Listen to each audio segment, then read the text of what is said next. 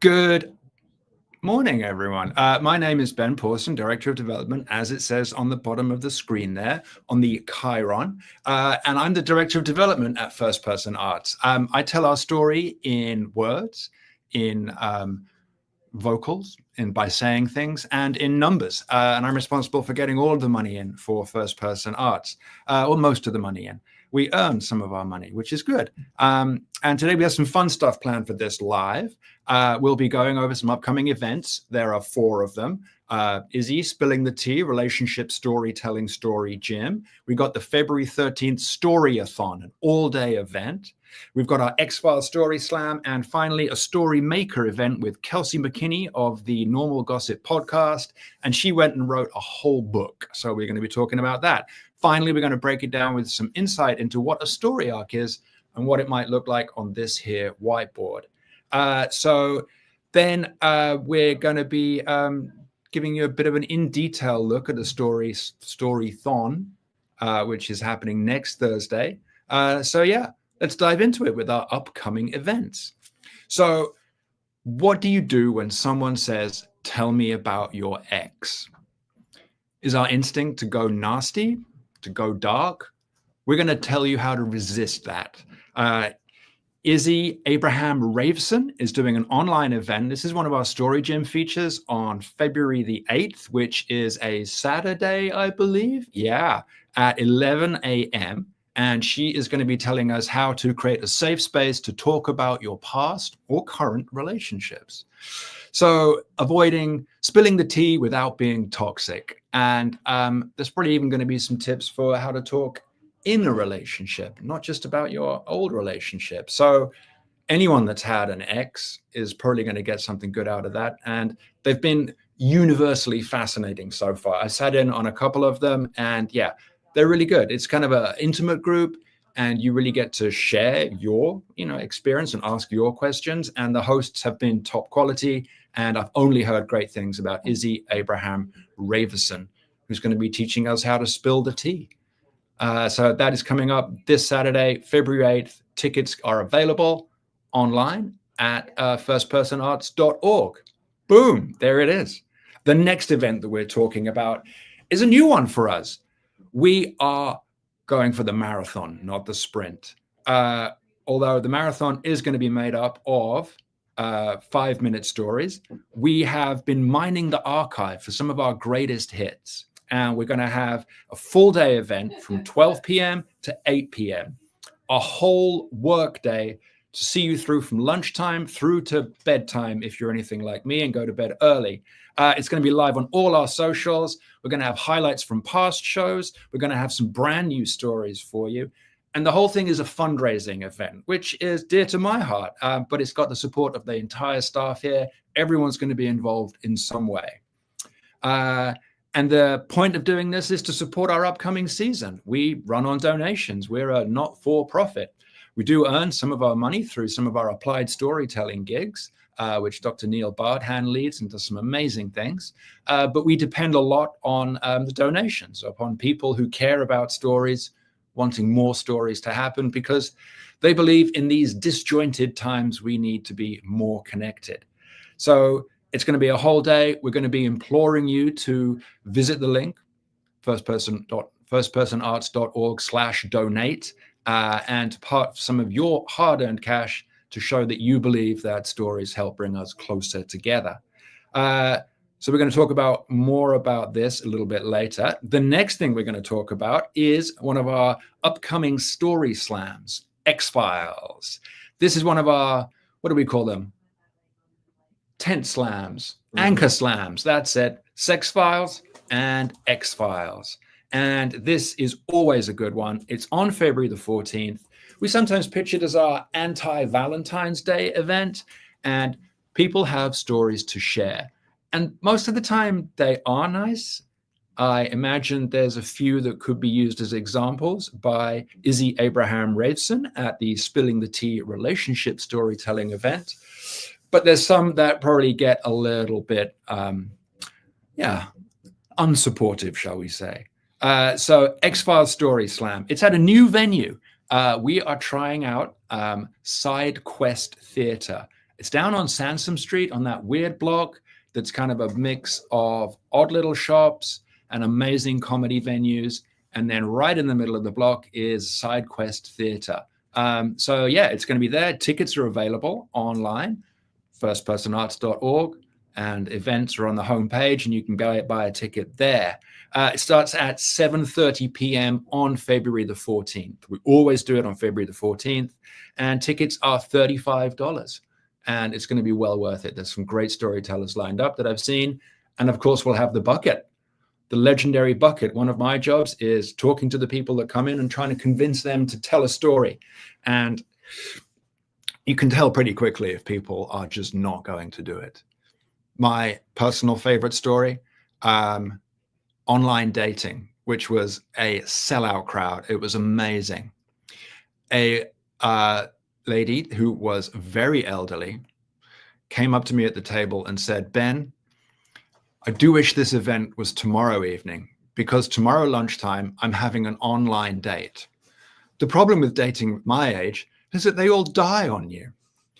I tried so hard to convince her to tell her story on stage, but she just was not having it, because I desperately wanted to know about her experience of dating as an older lady. We got a little story pop from her in the lobby after the event, which we'll be doing again at the X-Files on February the 14th at 7:30 p.m. at SideQuest Theatre on Sansom Street. Sansom and 19th, 20th, between those two, I think. I walked past it at the weekend. My first time down there. Yeah, it's a funny little street. It really is. A very Philly alleyway vibe. All right. X-Files Story Slam. That wraps that up. The next event is the Story Maker event. This is our series of literary-ish events that we have been doing. And this one features the amazing and the very witty and the hometown girl, Kelsey McKinney. And that's going to be at February 27th, 8 p.m. at the Fillmore, which is down in that kind of opposite the casino down on the river, the Delaware, the big river, you know. So 8 p.m. at the Fillmore. And this is part of her book tour because she wrote a whole book based on her adventures and exploits in the podcast Normal Gossip, of which she is a key part. And the book is called You Didn't Hear This From Me. And I think some of the team have read a copy and they giggle whenever they hear about it, whenever they talk about it. So it should be a good event, and it's going to be a big crowd, big event, big venue that we are filling out, and it's filling up rapidly. Weirdly, only seats at the back. So come on, you front row kids. People that want to be teacher's pet, come and sit down the front. Kelsey McKinney will talk to you. So that's February 27th at 8 p.m. at the Fillmore, and tickets are online. Some tickets come with a book, and some tickets come with a signed book, I think. All right, those are 4 events. To recap: Spilling the Tea, Relationship Storytelling with Izzy Abraham Raveson, online, February 8th, 11 a.m., tickets online. February the 13th, Story-a-thon, a full-day event from 12 p.m. to 8 p.m. Stories, events, live pop-ins, bit more of stuff like this, and it's going to be a lot of fun. Then the next event, X-Files Story Slam, February the 14th at 7:30 p.m. at the SideQuest Theatre on Sansom Street. Tickets online at $35. And the last event for February, God, that's a lot in February, is the Story Maker event with Kelsey McKinney, part of her book tour, promoting You Didn't Hear This From Me. I kind of want the tagline from that book. It's about gossip. I know, yeah, I haven't looked into it enough. My apologies to Kelsey. All right. Next, we're going to do a little bit of story skills content. And we're going to talk about what is a story arc. You've probably seen it. It's a visual way of representing a story. The ups, the downs, the peaks, the valleys, the troughs. I saw somebody drew out the whole story arc of Harry Potter and the Deathly Hallows, and it looked like a mountain range, like a cross-section of the Himalayas, the lulls, the troughs, and the peaks. So when we are talking about a story, we start somewhere, we set the scene, we introduce the characters, we make you care about the characters or hate the characters, even if you love to hate them, and then something happens, an inciting event. And that leads to rising action. and the action rises and rises and rises until there is some kind of climax. And you can kind of overlay this on the hero's journey. You can overlay this on a voyage of discovery. There's a lot of different ways, but they're all possible. It's all possible to draw them out, which is a really nice way of seeing it. In case you're a visual learner like me, after the climax, something is resolved, something is learned, or something happens, or maybe it's just a big belly laugh. And then there's falling action. There's calm is restored, and there's a resolution.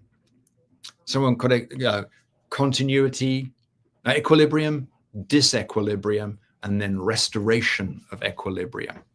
And that's the classic three-part story, the beginning, the middle, and the end. So illustrating it on paper, and I think that slide is much better than anything I could draw. But yeah, let's draw a little few things out. So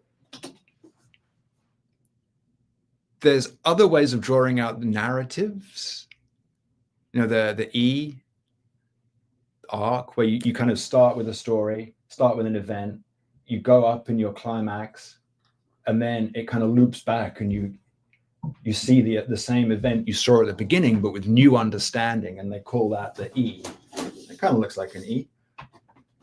And that's a really nice narrative structure.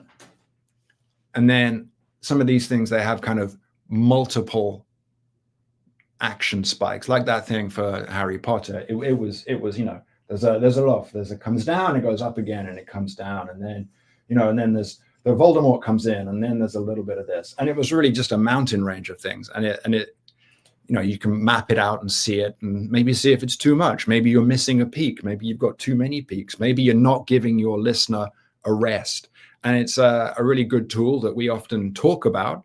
But after you kind of hear the stories, you sense it, where the arc is, where the peak is. And definitely in movies, you can always tell where these are. All right. One event we haven't talked very much about, the upcoming Story-a-thon. This is February 13th. This is next Thursday from 12 p.m., midday, high noon, beginning of your lunchtime. Perfect time to tune in, eat with us, let us entertain you. Maybe you'll spit your lunch over your coworkers. We're going to be live on Instagram, YouTube, Facebook, and we're going to be sharing some highlights from our 23 years of stories. And that's a lot of stories. We're going to be sharing some news stories from people popping in as guests, or maybe just popping in to the offices here.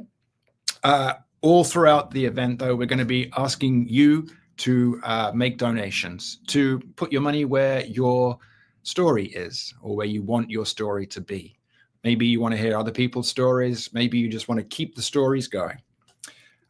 We hope you join us next Thursday. It's going to be an extravaganza of story. It's going to be amazing.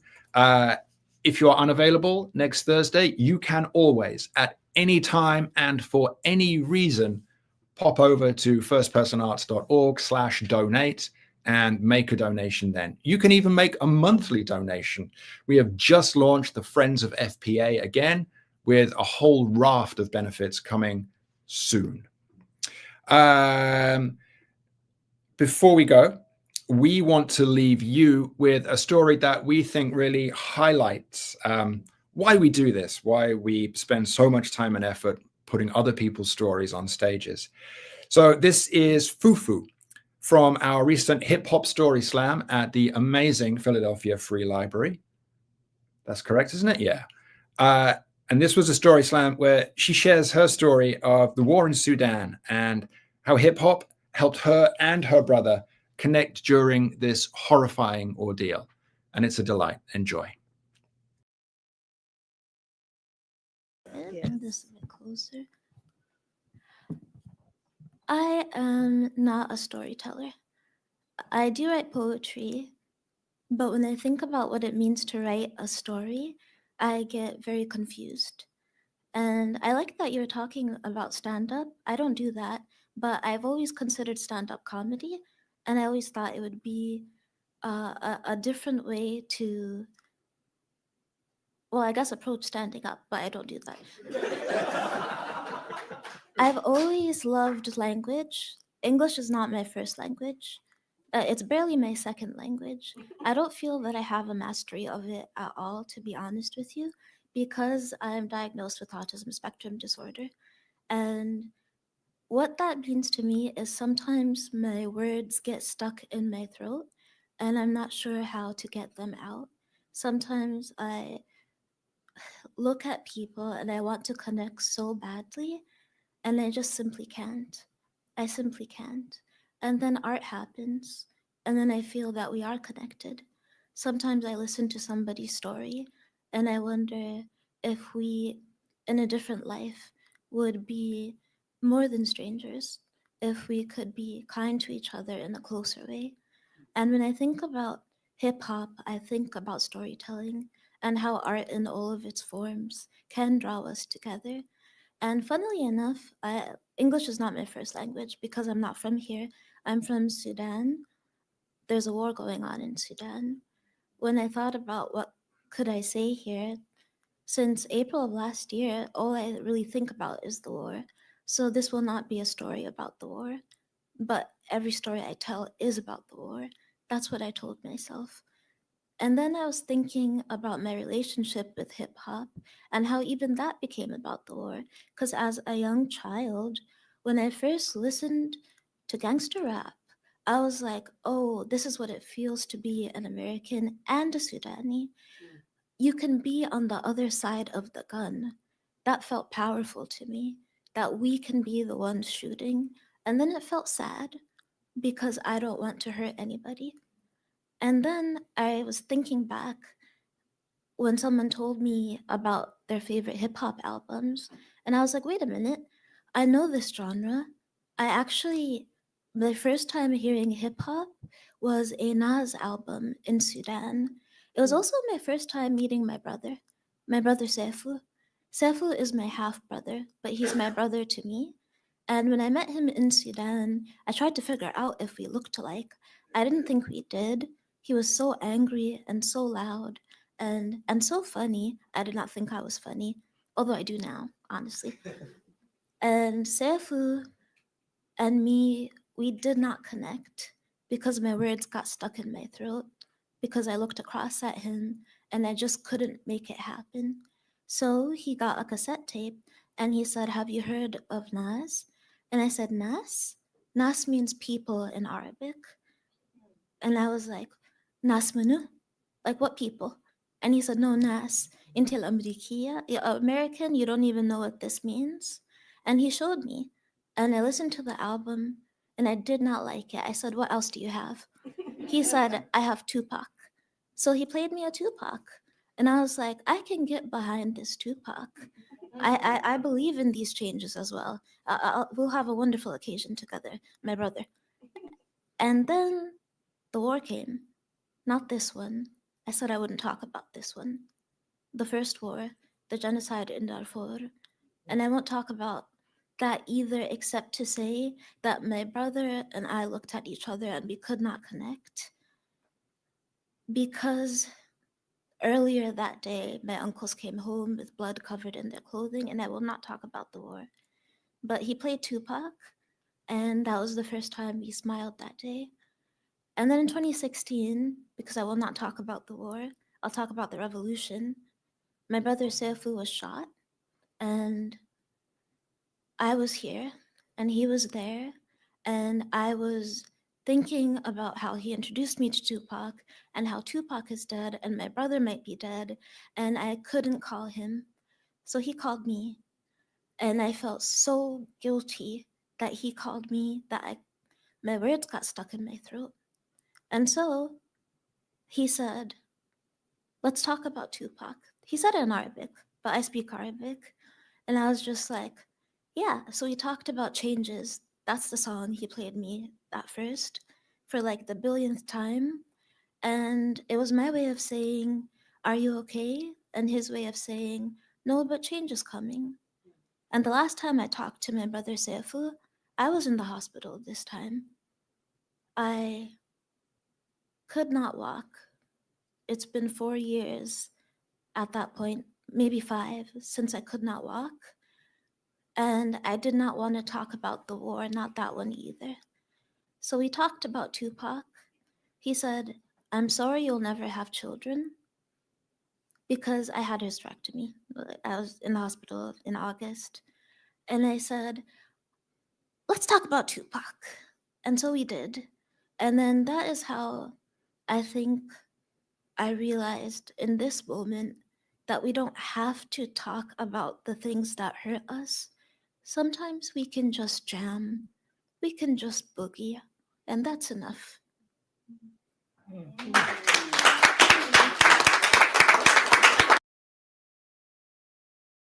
Gonna